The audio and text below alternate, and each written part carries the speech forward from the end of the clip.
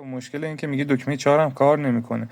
برای اینکه متوجه بشیم علتش از زیر سی پی یو هست یا از توی مسیر هست، باید اول ازش تست اوم بگیریم. اون مولتی مترتون میذاره رو حالت بازر، رو تست دیودش هست. الان یه تست بوق هم الان براتون بگیرم. خب مثبتمون رو میذاریم روی منفی بدنه و میایم یه اوم ازش میگیریم، میایم ببینیم که الان این قسمتش داره کار میکنه یا نه. این قسمت داره 451 به همون میده. حالا میذاریمش روی وسط نگاه میکنیم، میبینیم که داره او ال میده.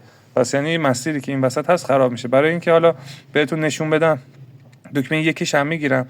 دکمه یکش این بغلش داره به همون 651 دوباره نشون میده.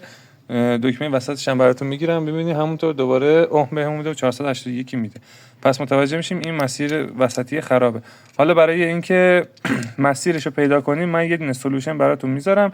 شما بر اساس اون سولوشن میتونید مسیرهای دکمه رو چک بکنین که ادامه فیلم براتون توضیح میدم. اگر مقاومت سوخته و مقاومتش رو یکسره میکنیم، اگر مسیر قطع بود که اونو سیم کشی میکنیم. حالا آموزشتون میدم و دیگه بریم برای ادامه ویدیو.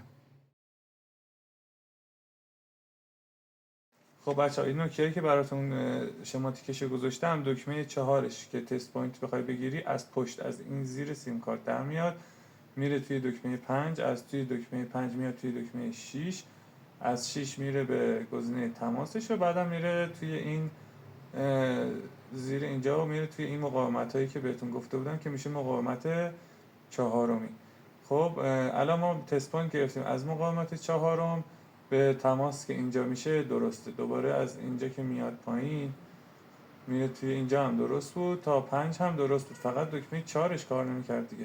ما اومدیم یه نگاه ظاهری انداختیم، این قسمت یه خراشیدگی داشت. ظاهراً این قسمت سیم کارت عوض شده بود، یکم جای روغن لحیم و اینا روغن فلکسی بود، اون تعمیر قبلی که داشتن موقع تعویض اومده بود و یه خراشی اینجا انداخته بود. ما اومدیم از همین جایی که قطع شده بود یه سیم اتصال جامپر زدیم تا کجا؟ تا دکمه 5ش که این مسیری که قطع شده بود رو درست کنیم. الان اگه بخواید تستم بگیرین، شما اگر اینو برش گردونین، اینو کنم، مولتی مترتون رو میذارین رو حالت بازر، از دکمه 4ش که این دکمه باشه به دکمه 5ش الان باید بوق بده، داره بوق میده. و اگر مثبتتون رو بذارین روی بدنه و این هم روی همون وسط باشه که کار نمیکرد، الان داره 481 اوم مقاومت بهمون نشون میده. این یعنی درست شده. حالا بریم یه تستی هم ازش بگیریم.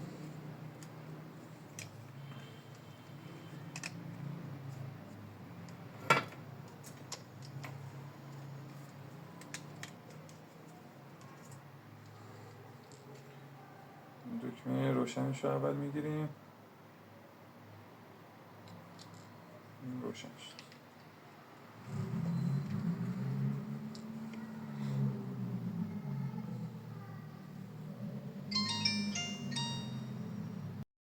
خب بچه ها، گوشی الان روشنه.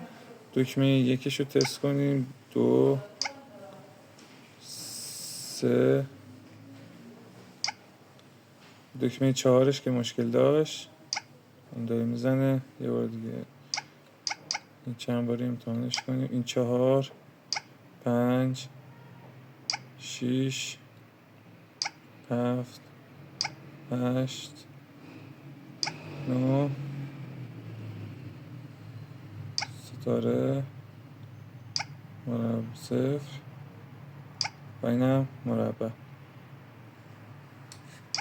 بازگشتش هم تست میکنیم چون مسیرش مربوط به همین قسمت 4 که براتون توضیح دادم. خطش از پشت رفته میشه 4 5 6 و از این قسمت میاد بالا میره توی این گزینه و دیگه